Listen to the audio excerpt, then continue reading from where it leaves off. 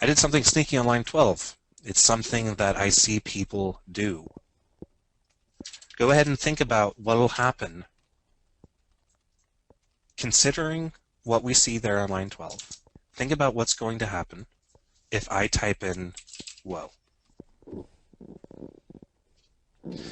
Now, if we follow the rules of the C# language, we'll get a result that is not intuitive. It says I'm Nelson.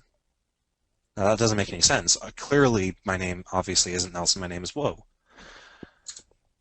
If I ever have a child, I wonder. I'm sorry. That was unexpected. Whoa, and yeah. But what we have here is if we follow the rules meticulously in the same way that the C# compiler will follow these rules, what we have is an if statement. Inside the if statement, we have an expression that evaluates to true or false.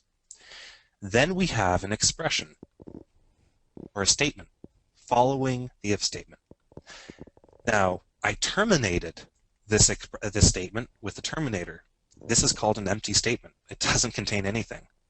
But the C# compiler will actually associate this empty statement with the result of this if statement. So this is how far the if statement will go executing.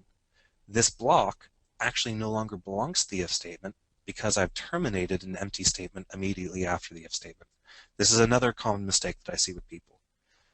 The semicolon is allowed per the rules of the C# language. I don't think it should be.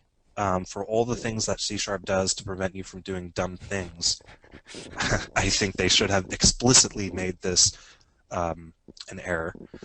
But they didn't. As a result, this is valid C# code, but it's very counterintuitive.